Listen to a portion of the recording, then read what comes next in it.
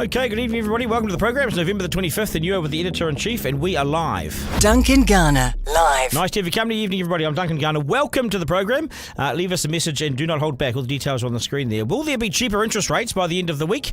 With unemployment up and the economy still struggling, some economists say they might be cut by as much as 0.75% in one go. That would surely signal a weaker than expected economy, wouldn't it? Brad Olsen will step us through what might happen shortly and what it might mean for your mortgage. And Richard, we'll use his first name only, is here to warn others about what can go wrong in the family court when a custody battle turns sour. The cost, the mental stress, the heartache and the anguish. This is a warning to parents to avoid this happening to you if you can. Hang around for that. Let's go. Duncan, Garner, live. Okay, evening folks. Nice to have you all along. Thanks so much for joining us. Who's keen on a cheaper mortgage? Interest rates could be on the way down again. The Reserve Bank will review the OCR this week. The last one, I think it's until early next year, so last chance this year. No brainer. He's got to ease it, doesn't he? All the pressure on households continues. The inflation target's been met, of course, but unemployment's up and the economy is looking a bit weaker. Brad Olsen from Infometrics is with us now. Talk us through what's going on. Brad, g'day. Nice to see you. Good evening. What's happening? What's going to happen this week, you reckon? Look, I mean, expectations from most economists are that 50 basis points will be cut from the official cash rate. That would take it down further. You know, that would be the third time the Reserve Bank has cut the official cash rate this year. And you're right, that should flow through to people's mortgage rates over time. There's a bit of a question over just how big the Reserve Bank might go, given what we've sort of seen coming through in the data. We were wondering if, 75 basis points, sort of 0.75% might be lopped off the official cash rate.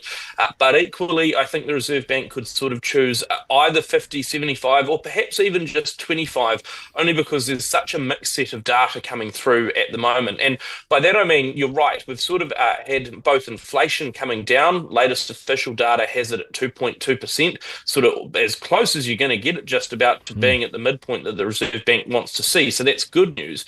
At the same time, the unemployment rate has continued to increase as well, now at 4.8%. So the economy is obviously struggling. We got new card data today for September showing that spending by Kiwis continues to contract as well. So all across the board, you're sort of seeing inflation's under control, the economy's still weaker. Perhaps that's enough to sort of turn it. But the Reserve Bank is also mindful they don't want to sort of turn the tap too quickly and let everything flood out, lest sort of inflation come back. So a little bit of a balance there, but I think confident enough probably for the Reserve Bank to cut by 50 and see that translate through over the next couple of months. It doesn't feel like the economy is going to flood with action at the moment, though, does it? It doesn't feel like it's going to just get sort of burning with heat or anything, does it? It doesn't feel like it's on fire in any way. Maybe go to Australia, it might be, but here it still feels so flat. And last time I spoke to you, Brad, you said, we reckon maybe 0.75. You came straight out of that announcement last time and said, we reckon 0.75. Do you still hold firm around that view? Because you might be right. I think we've probably wavered a bit from there, and only for sort of two key reasons, really. One, the labour market has been weak, don't get me wrong, unemployment has increased and similar, but just not quite as sort of steep of a fall as we might have been expecting. And let's be clear, a 50 basis point cut would still be sort of abnormal. It's still on the larger side of things. It's just that given where we've seen the labour market data go, it hasn't sort of continued to deteriorate even worse than we might have expected, which would lead the Reserve Bank to up the ante. The other part that we're watching is card spending data. Now, I told you just before that card spending and sort of spending retail activity was down in the September quarter, and that's very much true. But more recent data looking at card spending across the country in the likes of October, at just a headline level, has now shown 2 months of an increase. It's spending still down on a year ago, but we're seeing stuff come through a little bit sharper, a little bit quicker into the economy than we might have expected. So again, a little bit of caution from the Reserve Bank. The other big part, though, is that a lot of the retail banks have almost preloaded or front-loaded some of these decreases coming forward. So up until the end of October, the official cash rate was cut by 0.75 percentage points. The one-year fixed mortgage rate's down 1.34%. So there's already been sort of an extra cut already built into bank mortgage rates. And again, so the Reserve Bank will be looking at that and going, I don't need to sort of continue to push the boat quite as hard because banks are doing some of that work for me. I wonder, I was going to pick up on that anyway, but so the banks may have factored this in anyway. So if they've priced it in, could New Zealanders see the Reserve Bank cut the OCR, but nothing else happen as a result? Could it happen? Could that be the case?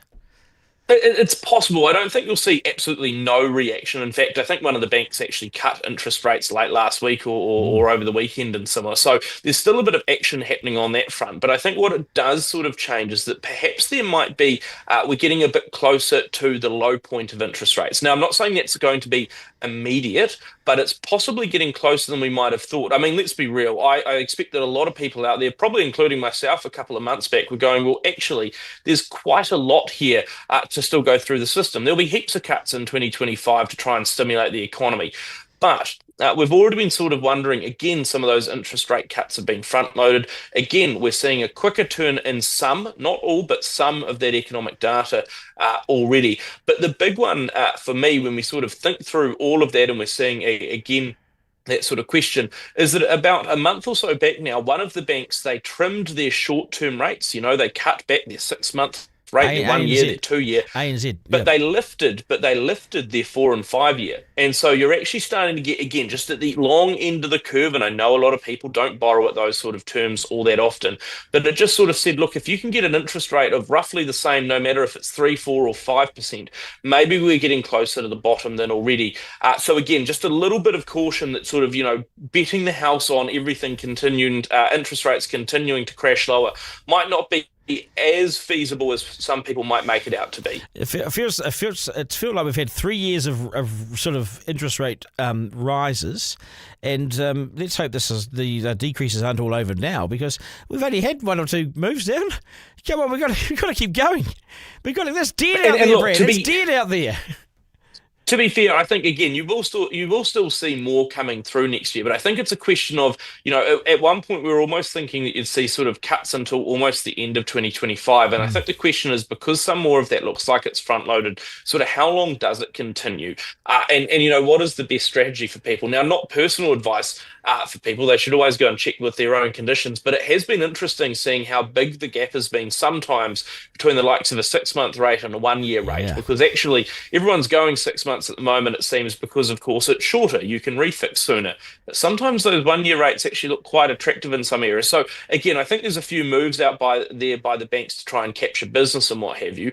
What is clear though is, I mean, you're right, the economy is weak. You heard the Treasury Deputy Secretary in the last week sort of say, look, the economy is looking like it's going to be worse than the government was thinking, probably for longer. That's true, but I also think that's possibly because the Reserve Bank and Treasury, sometimes their forecasts are a little bit sort of behind the play. And so for the likes of Treasury, you'll probably remember earlier this year at the budget when they were thinking that things were going to be possibly a lot better than it's actually been. And a lot of economists were saying, oh, well, these look a little bit overdone, possibly a touch over optimistic. So I think they'll probably come to the point now, 6 months later, where we all were 6 months ago. Yeah, it's been really confusing, hasn't it? Because the Reserve Bank themselves have got this horrifically wrong. And when the Reserve Bank gets this wrong, on a couple of occasions, quite majorly and seriously wrong, and we were all criticising it. You were one of them. It doesn't give you much confidence, does it? I mean, it's really hard to pick now, isn't it? With where their head's at. Well, and I think the challenge, right, is that we're pretty clear of the direction of travel. It's still down at the moment. Let's be, very blatant about it. The interest rates will still fall. But the question, I think, is around both the pace and sort of the overall magnitude. Now, let's, of course, look back to the last two meetings. So back in August, we had the first change at all in the official cash rate for quite a while, came down 0.25%. Come through to October, and we didn't think that the economy had necessarily sort of gotten all that much worse compared to Reserve Bank's view back in August, but the Reserve Bank upped the ante and decided to cut by 50. Now, again, have no real issue with that. They sort of outlined a fairly strong case. But about a month ago, you had the Reserve Bank governor who was overseas for meetings and sort of said, look, we want to sort of take the official cash rate down. We want to see, monetary policy sort of come down in more normal, reasonable steps. And we sort of looked at them and we went, well, normal and reasonable steps are normally that 25 basis point cut, but you've recently been doing 50. So what do we do? Are we sort of in first gear or second gear? Might we up the ante to third gear? We've also got a 3-month break over the summer period when the Reserve Bank goes away and assesses things. So there's a lot there that I think, again, have the general direction of travel, but we're not quite sure if we're in the fast lane or the slow lane to get there. Well, to start the year, we thought we were going to be in that lane that didn't cut it at all until 25. We thought there might be the first cut might come in February or something like that, but So it's really hard to pick, isn't it? It's hard to pick. You think, though, if there is a cut, and obviously there'll be a cut of some sort, do you think that the banks will fully pass it on, or do you think that a lot of it's priced in? I wasn't clear on that before, sorry.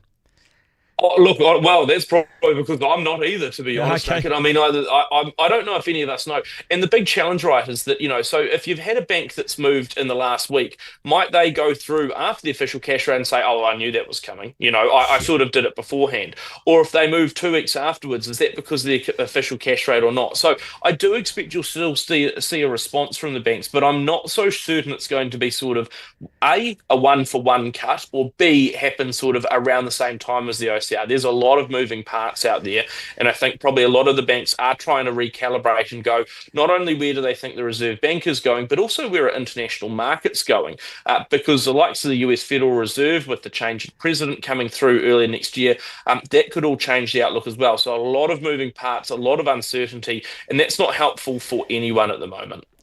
Hey, we've got a productivity issue, haven't we, in New Zealand? We've got an efficiency and productivity issue, and I know New Zealanders don't like to hear this. They wonder what it is for a start. That Treasury reforecast, I was really concerned about that. I thought, oh God, we can do without more bad news. No, is this another year of drag? We need to. How do we get our productivity up? What's the answer? Oh, there's so many areas. I mean, I think Treasury has been banging this drum for a while, and it's important because it's something that we talk about quite a lot at a surface level, but we just don't seem to be able to find the answers as quickly as I think we all sort of want, and certainly as the economy deserves. If you don't have that productivity growth over the long term, you won't see better living standards, you won't see higher incomes. No. That's sort of not good for any of us. I think there are a lot of areas. I mean, trying to get educational attainment up is going to be critical. Getting people to school is a pretty fundamental start there. I mean, it's pretty hard to create literal rocket scientists if people aren't in the classroom and can't learn their times tables. You look at the likes of trying to get money into businesses so they can actually sort of invest and do stuff in the future, good infrastructure so that we're sort of not worrying about if we'll get water for the shower in the morning. But, I mean, all of those have been well traversed. I think one area where there is still a lot of challenges is when we often take or make things more complex than they have to be, and that's through regulation and anything else. I mean, look at there's a lot of hospital builds, for example, across the country that we need to do. Why are they all bespoke different ideas? Why don't we have the New Zealand hospital blueprint, 2024, and just bang a whole bunch of those across the country, go and get some prefabrication done, the same with housing, the same with courthouses, the same with education and school buildings. Well, I feel like sometimes we overcomplicate, over-engineer things, and all of a sudden we go, wonder why that costs so much. Well, because we asked for it to cost that much. And I was talking to Sam Stubbs recently about this because he's in the building market now. He's building, these units and houses and everything, and he's not giving people a choice of 5 different colours and 4 different benches, and he's putting in these things so they're bespoke and everything, but they're all the same. Exactly. Well, and you look at what. You look at what Sam's been able to do as well in terms of actual delivery. This is not just a pipe dream. This is not just a conversation. He's got on and built stuff. And so he's actually delivering into the market. So no, you're completely right. I mean, that is the way to go about it. And again, if you went to people and you sort of said, actually, look, when we get to the core of this, does it matter? Do these things matter? Does the color of your interior matter, or are you just going to be 99% happy with whatever we bang up, or making sure that your the outside of your house is ever so slightly different to what you might have imagined it in your dreams? And I sort of go, look, if you have a lot of money and you have the luxury of designing your own house, sort of go hard. But for the masses of people that are needing housing, that are needing education, that are needing jobs across the country, trying to do that in a little more of a standard fashion can't be the worst thing in the world. I reckon you're right, and hopefully this fast track business comes good. We'll wait and see because the proof's in the pudding with the fast track. But if that can take off, if that can really rocket, that could be game changing if we get the right projects through at the right time. Oh, absolutely. But I think that's also why we've got to be quite careful. There's a lot to be done in that fast track area, right? And I just hope that the government really does focus on where do they get most bang for buck immediately. And by that, I mean, let's get some of those housing options underway. Let's get some of the critical renewable energy and infrastructure stuff underway, because you saw what happened this year when we had an energy crisis. You You had a whole bunch of manufacturing options that had to shut down. People have lost their jobs because of energy uncertainty in the markets and similar. So, like, those are critical. And I don't mean that to say that anything else is not as important, but I think we've got to be clear that there are some priorities here. And some of the private sector stuff around mining and similar, it should still be looked at. But if I had to sort of put where my time should go first, I'd put it into those housing and those energy projects first and foremost, get them done, get them going, get them working, and then we can focus on the other stuff just as fast, but we've got to make a bit of a priority play here. You can't have industry shutting down because of the price of power and the structure of the market. And we need to get that right, and Shane Jones is onto it, I think, there. But we can't have another year where we go into the winter and go, oh, we got this again. We got to stop doing the reports and get the action. We've got so many reports, Brad.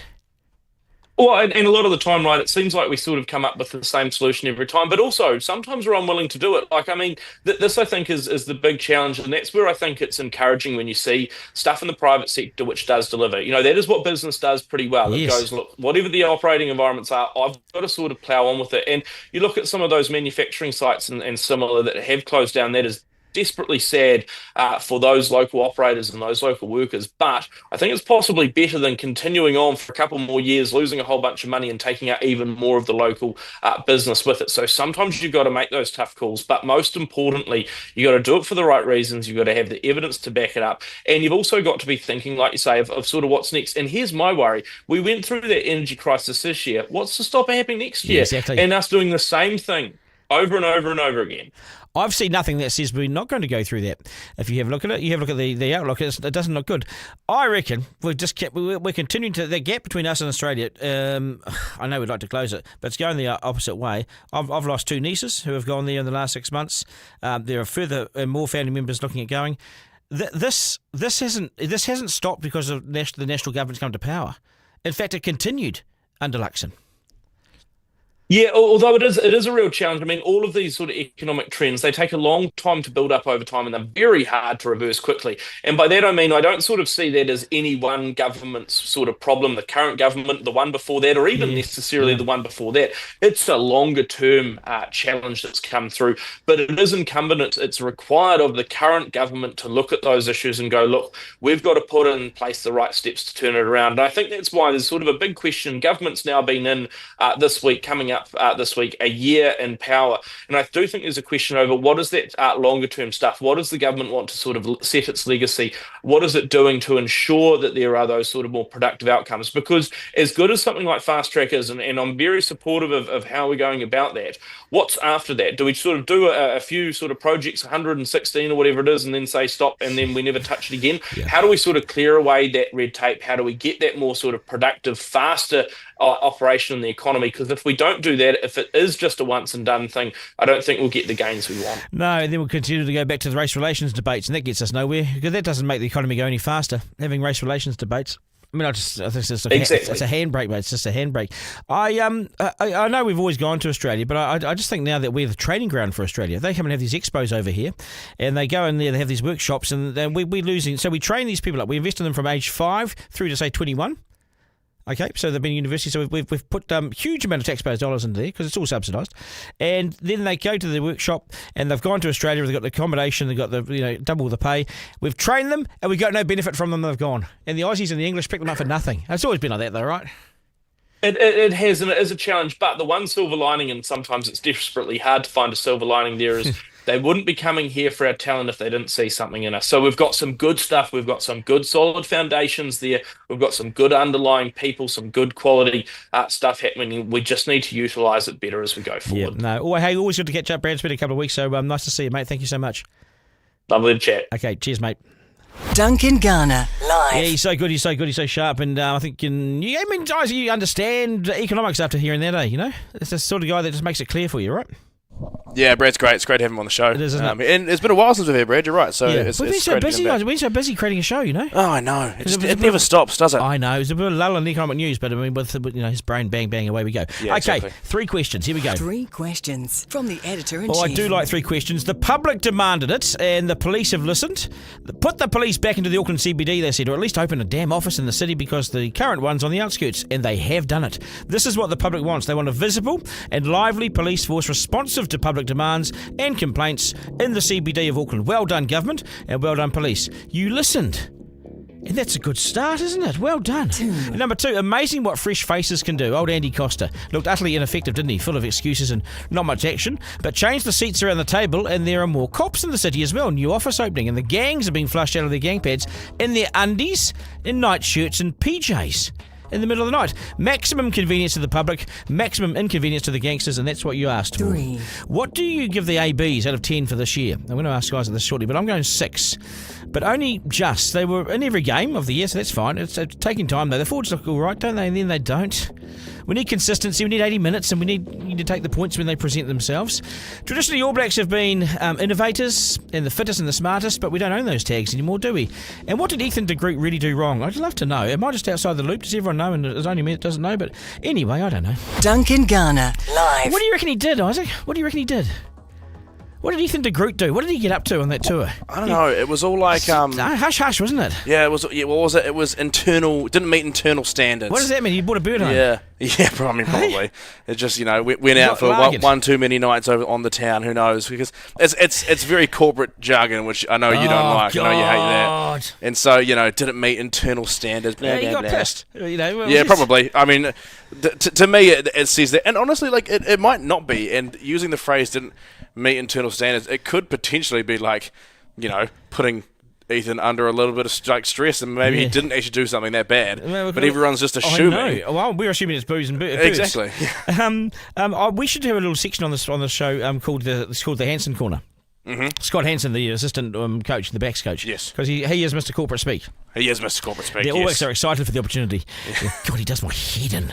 I mean, the more he talks, the more I think he doesn't know what he's talking about. Yep. Anyway, Richard is one of hundreds of men who finds himself caught up in the awful process of the family court. He's trying to see his daughter.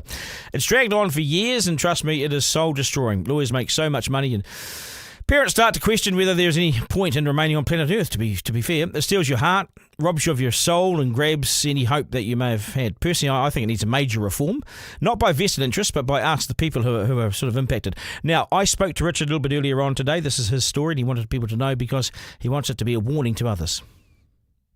Thanks, Duncan. Nice to be on. And you've been in a bit of a battle, haven't you, to see your daughter? How long has it been since you've seen your daughter? Well, basically 2 years ago, she left a note with me at the end of contact. We had a great day. She was following me around like she always does, giving me heaps of shit, other daughter's shit, and doing all sorts of things that were always the complete opposite of what she said to the family court about not watching contact and everything. And then she goes, "Oh, there's a note on my phone for you," and it was full of her mother's words and everything. And it was the last day I saw her. Other than in March when my mother's funeral, and for my mother's funeral we got messages saying she's going to go along, being guarded, sitting at the back, being guarded by your cousins, and if Richard or his partner try and talk to her, she'll leave immediately, and she'll be leaving immediately straight afterwards. It's so frustrating, isn't it? I mean, I've been in the family court myself, Richard. I get it, mate. It's the last place you want to be. Once you get tied up there, the only winners are lawyers. And it's just such a cesspit of a place, isn't it?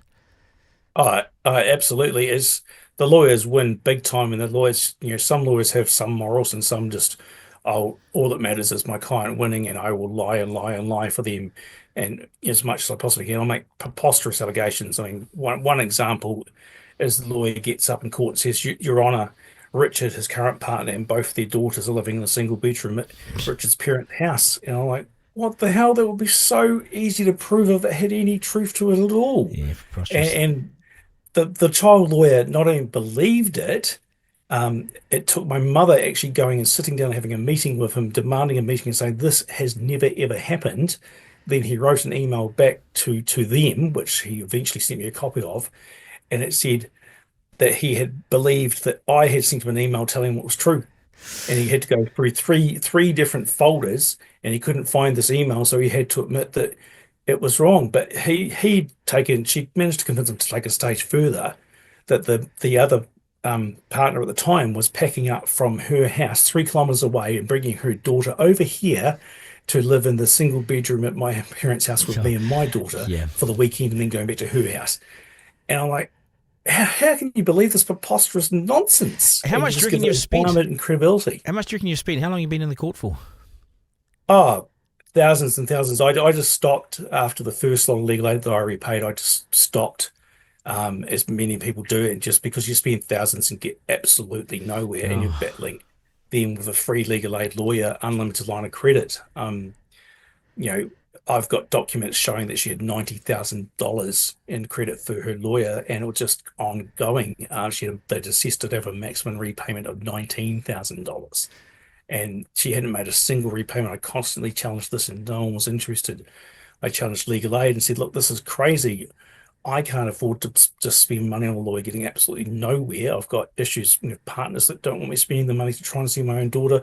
I've got issues just trying to actually have a life yes. and survive. And I want to spend money on my daughter instead of wasting the Oh, it's money just just it's going it's like it's this. Yeah, paralyzing. never It's ending. just debilitating and paralyzing. Spending throwing money down a black hole. It's like literally getting money and throwing it into the air. That's how I've likened it to with Yeah. the lawyers. And Because they you get had the nowhere. audacity to say that, well, she meets all the criteria. There's no criteria that decides whether or not you have a lawyer. Legal aid is there to empower people so they can't be out-lawyered by someone who has a lot of money. But there's no criteria that they must ensure that the other party actually has a lawyer and is paying for an expensive lawyer. There's not. It's just they said, no, that's not part of it. It doesn't matter. It's irrelevant. This is when relationships break down, and the child is brought into the mix. How old is she now? We won't say So what her name is, but how old is she now? yeah.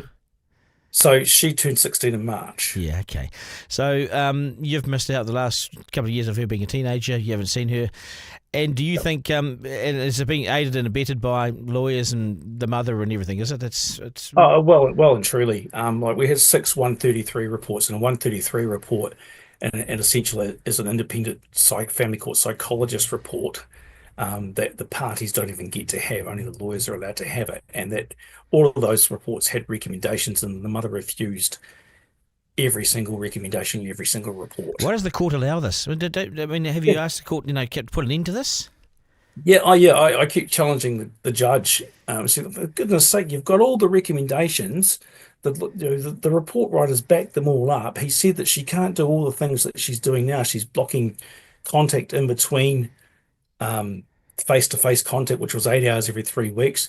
She can't block, electronic communication stuff. There's nothing to justify it. If she's sick, if she's back in Hillmont or mental health care, she should be sending the child to Rich to be looked after.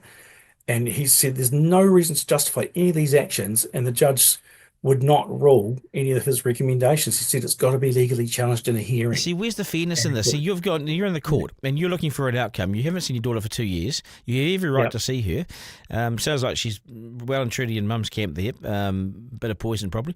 And where's the system for you? Where's the system for us when we want to use the system to say, hey, break down these barriers and let me see my daughter, please, because the mother's involved here. You can clearly see this, and it's not there for you. It's not helping you. no, it's not there. Even when like the report writer, I can say his name, Martin Kelly, um, he said let the child, or we'll call her Katie because that's who I wanted to name her. Okay. The mother wouldn't let me have any say in the naming at all, and every time I tried to broach it, she just packed a major hissy fit and started screaming and abusing everybody until I just gave up every single time. So Katie, sorry, just lost my train of thought there with Katie. Yeah, yeah. Um, Why won't? What's the mother doing to Katie? Like, what's? oh well, with the notes you've seen, she basically has Katie believing that I'm the world's worst wife basher, a child abuser, and a child sex offender. The mother accused me of sexual abuse via a doctor. It's in Katie's medical records because like Katie put her hand down her nappies, and then Sif said, "Look, there's nothing here. If you've got concerns, document them and so on." So the next thing I know is Katie has the first dry night with us. We tell the mother, should be celebrating and joining in. No, she comes to us with massive urine burns 2 weeks later. It says 10 o'clock at night. We want to settle her, so we don't tell the doctor. The right thing to do is to approach the mother and say, hey, look, she's come like this. Mother adamantly denies it. No, absolutely not. And then sends it to us like again 2 weeks later. So I say, this has been going on for weeks. And they say, we'll get a doctor's report. Okay, well, that's fine, but I'm not going to pay $70 for an after hours doctor every Saturday when I pick her up because you want to do that just to kill me. So we did get doctor's reports in the end, but first we got with what's called a without notice application to stop all Yes. contact because I was sexually abusing her because the mother had never seen any of these marks. We've got four different doctor's reports saying that she'd been in this massive state of, really bad urine burns for several days before I picked It her up, must. including the mother and the child's own doctor. It must just be for someone who hasn't been a child abuser and a sex offender Yeah. and a paedophile, whatever they want to call it. I mean, I've been called these many times, so you're in good company. But it must just it's so hurtful. And it's so hard to defend, isn't it? It's like, have you stopped hitting your wife yet? Or, because mud sticks. And it's like, I haven't done this. Yeah. Yet all you can do is throw mud. Throw mud, who cares? I can make anything up about you, I can say you're a Oh, well, terrorist. exactly. I can say you're a Yeah. terrorist. Oh, well, I got accused of being a white supremacist as well, just because of a general Facebook post that a lot of people put out and sharing was still there 5 years later when she went back and applied for a protection order application. It was just insane, mate. Yeah, But she's because I couldn't see my daughter and my contact, when I was this was after I had a meltdown of all of it. She then managed to convince my stepson's um, partner to accuse me of sexually abusing their daughter. And I said, look, this never happened, but the only way I can prove it never happened is for you to go and make a complaint to the police. So I told them to make a complaint to the police. 7-month police investigation, a report that says we could not find any evidence to match this allegation. Oh, this But is all the heartbreaking. mother, yeah, it's crazy because all the mother and lawyer did was, oh, we've got a police letter saying there wasn't enough evidence to charge him, but they got the report as well that says there's nothing there. So But I you have didn't do police anything, did you? clearances to You work didn't with do children if I anything, want right? to. You didn't do anything. Yeah, exactly. But it's all part of you have dared to stand up to me. You refuse to bring a second baby into this relationship. I must destroy you like Donald Trump on steroids. So that's what it is. She's got it in for you because you wouldn't. Well, you made the right decision, mate. Yeah. You know? Well, when you consider the background of it, that I had a vasectomy, I told her that on the first night. She just abused, belittled. You said on a podcast a couple of days ago, you're told in 7 minutes there's 7 things wrong with you. Yeah. I was told no other woman would have anything to do with me. If I didn't disown my parents, I'd be a lonely old man. Horrendous things like that. $6,000 of vasectomy reversal with the money I brought into the relationship. Wanted a baby boy. I was adamant it must be a baby boy. At birthing center, okay, what is it? The midwife and I look at each other and we're just dreading telling her. Has she? Has she received any help herself? She's obviously got Well, issues. she's got big, massive stories from Hill Morton saying that I'm the colossal abuser because whatever she made up to tell them. Well, she was in Neil Morton, was she? Yeah, just constantly, and she wouldn't let me look after the child while she was in there because she believed I'd never get the child back. How do you exit this? How do you get out of the court? How do you get Yeah, out? the only way you can is to give up. I mean, when Katie, the last day of contact I had with her was July 22.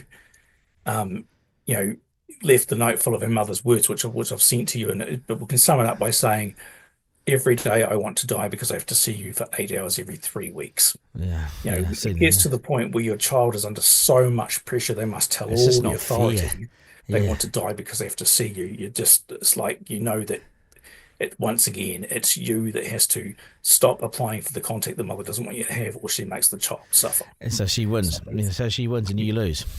So she wins, you lose, and she'll destroy anyone who dares stand up. She's written abusive letters to my mother as well. Have you thought about giving up? What was that? Sorry. Have you thought about giving up? Well, yeah. So essentially, I've probably confused you a little bit. I'm not in the family court system currently because I gave up 2 years ago. Yeah. And it was a major relief when the school contacted me in November saying, well, actually, she's won the tutor award for the most selfless child. And she's helping everyone doing the right thing and all the rest of it going against the grain. Yes. And it was just like, well, there's absolutely no way a child that says in July that every day they want to die has the mental energy to even consider doing that. It's so toxic, isn't it? So you came out of the family court after that long battle, and so how have you've just parked it for the last 2 years? Well, yeah, no, I have written to her recently, I've seen the letters, I've seen it. Yep. which I've sent to you. Yeah, I've And seen just those. said, look, here's all the stuff you can find in your own medical records. Here's stuff you can independently find in your Oranga Tamariki records. They have my full permission to tell you everything it says about me, and guarantee your mother will not do that. But lots of ways she can independently verify things. And I said, I even gave an example of we sat down after one hearing. I just folded and said, I'll agree to whatever just to get it over and done with. Mother shows up, sits down with me. Oh, yeah, this is going well. We'll invite your parents. My parents and my brother get there, and next thing goes, oh, the police rang today about the house alarm, the one I got free from the family court because they'd given Richard my address. And I was saying, what the hell? So what's Katie's sitting there saying nothing. So we all write affidavits to the court saying she's done this. She denies it and then says Katie said it all. Okay, it's crazy, man. I'm saying. So you said to get away alive, you've had to leave the family court. You've had to leave the system that you were fighting in because you weren't getting anywhere. So you've actually had to see your daughter. You've had to give up. Yes, I've had to give up. Other than writing to her, and I will continue to contact her from time to time as I have been advised to do to make her know, because I firmly believe the mother wants her to think that all bridges are burnt with me, and that she's attacked and assaulted me and abused me so much that I want nothing to do with it. But I'm not the mother. The mother would do that for anyone that dared to stand up to her, and the time will come where Katie stands up to her for something the mother doesn't want to do. Hopefully she'll see the light. She'll see the light and see her own mind. How much legal aid has your ex-wife had? So to explain how I got this information, with that every day I want to die note, I gave up and we didn't cancel the hearing. Yeah. And the judge said, okay, well, I think you've done the right thing in your daughter's best interest. It's all over. And then her lawyer said, oh, well, we can go for costs, Your Honour. And I said, what the hell? I've acted in my daughter's best interest. I could be holding my ex-wife to account and going for everything she's done and proving to you beyond all doubt that she's alienated the child against me. Yeah. Oh, no, they're allowed to do that. So $90,000.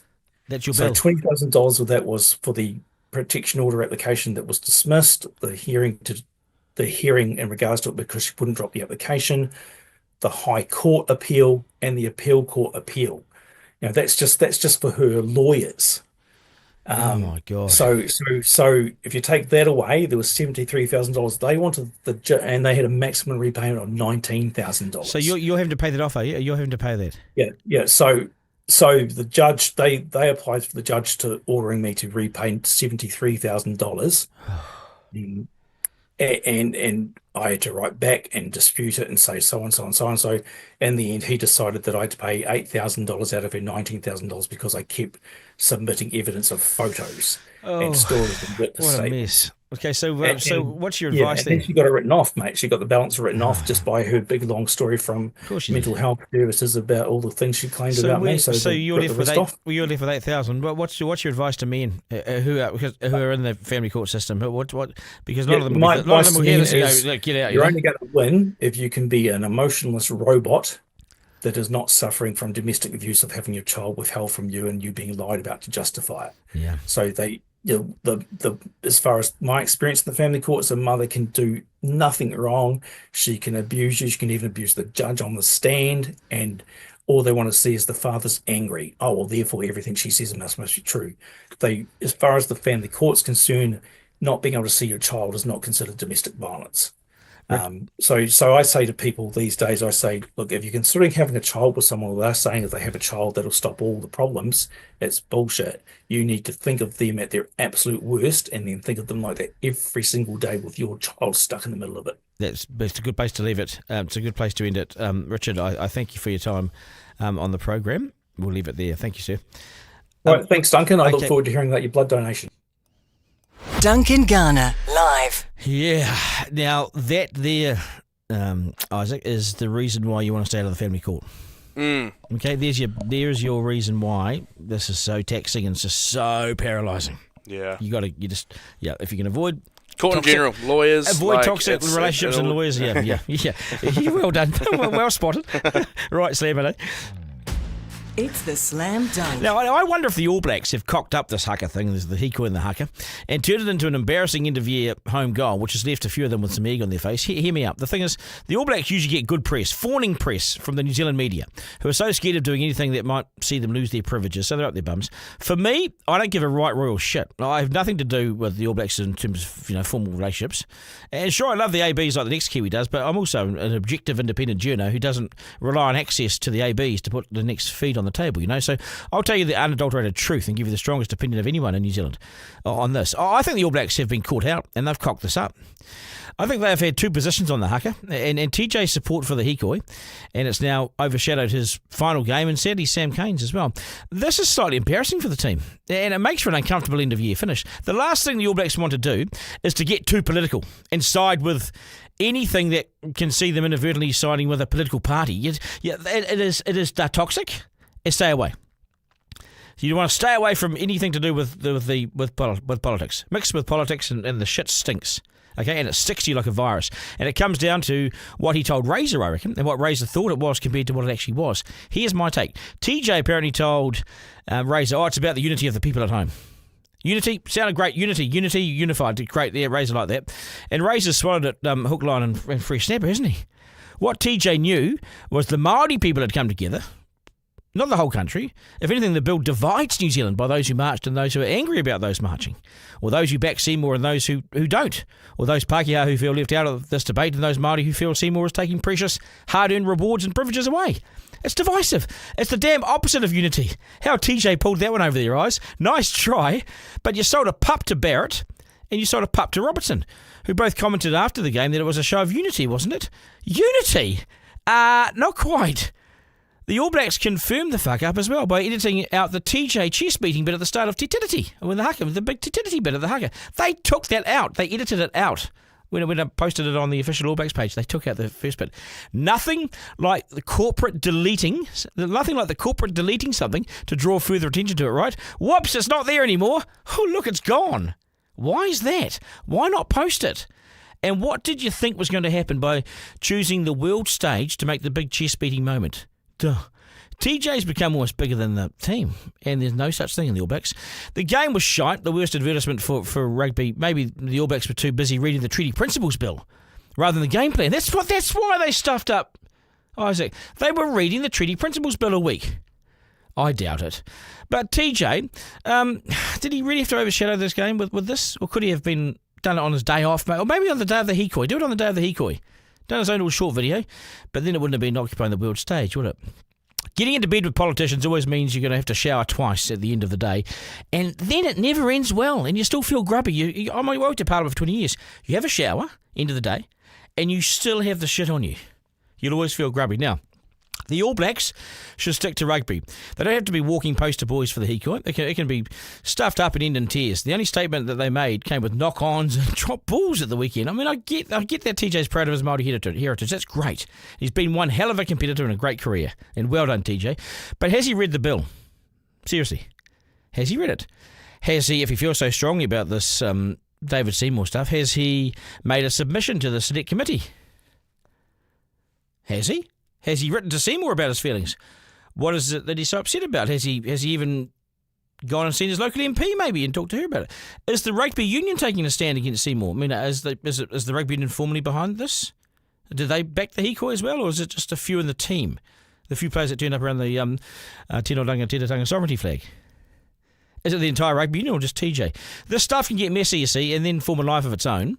So be careful of that. I tell you what. Once you sort your set piece and stop kicking out in the full and getting yellow cards and start playing the code with some accuracy, then maybe you can start thinking about protesting. But you paid hundreds of thousands of dollars to play top rugby, and we're still waiting for that. You see, passionate haka, tortidity, shame about the rugby. The Italians out-passioned us. We won the protest and they won the contract. They won the contact. Being an All Black comes with heinous levels of scrutiny, but lots of fame and fortune. So anything the All Blacks do outside the norm will be heavily scrutinised, just like that has been. So what do the All Blacks stand for, and who do they stand by, and how do they decide who to protest for and against? I mean, far too many New Zealand children die at the hands of their caregivers. We murder our kids, one every 5 weeks in New Zealand. Let's march for that, TJ. TJ? Should we march for that? I mean, the All Blacks would be onto that one, wouldn't they? We kill our kids, we're violent. We're also obese, we march for that, our future survival. Do the All Blacks go on the next climate march? What about trans rights? What about when the Māori Health Authority was ditched? Where was TJ? This is a case of it being lost in translation. Poor old Razor and Scott Barrett, the captain, got told that it's about unity. It's unity at home, said TJ. Sounds good, Tej, said Barrett. And Razor, yep, no worries, mate. Unified, yep. Then he would leave TJ to do the unification stuff. Did he leave out the bit where the Hikoi was unified against Seymour and Luxon's agenda? This is a unification against us. It's called division. Are they just playing dumb deliberately, or did they genuinely think that the country had come together? It's either one or the other, but it's been really untidy. And explaining is losing when you're the ABs, you see. But you can always look at it like it's maybe a good distraction. I mean, it means that no one's focusing on how shit the game was and how bad the All Blacks were. Unconvincing all round. Sums up their year, really. Oh, well, there's another haka to perform, I suppose. Duncan Garner, live. I'm giving them 6 out of 10 for the year. Is that too harsh? 6? Oh no! I mean, honestly, James I mean, said even yesterday. Yesterday, even the game against Italy was a. I mean, we won, but it was a boring game. Where do I get my claim back? Can I put a claim into the 90 minutes I sat watching it? I want the 90 minutes back. Yeah. It's like so bad. Yeah, all that effort into the haka, and then what about the rugby? Yeah, I know that. Yeah, like obviously we won. That's good. All Blacks should be winning, but that Italy side wasn't a good side. They're okay. They're okay. Yeah, but they were definitely they're definitely one of the easiest teams that we've played all year. Oh yeah. But they're a nuisance though. You know, I'm up for my halfback. They always bustle. They come through the Italians. Always come through. You know, messy game. And it was just it wasn't actually that good. A very good game of rugby, unfortunately. But we needed to thump them. If they come on our side of the ruck, that's why we need to bring rucking back. You know, especially for TJ's last game and Sam Cane's last game, 2 great All Blacks. TJ played 2 games yesterday. He played the haka game, and but like two great All Blacks, and then obviously sometimes games don't go your way, but then it wasn't exactly a fantastic send off for those guys. No, but someone needs to thump those Italians out of the way, because if they're going to fall over the ball, then someone's going to deal with them. You know, but we can't do anything. Everything's so you can't touch anyone anymore in rugby. You know. Yeah. Anyway, I'll go stop moaning. All right, that's us. This will be available as I am 50. You know, you get the right to moan every now and then. That's us. This will be available as a podcast on Rover shortly, or wherever you get your podcast. Thank you for your feedback and support. I'm Duncan at rover.nz. To my team, Isaac Forrester at large.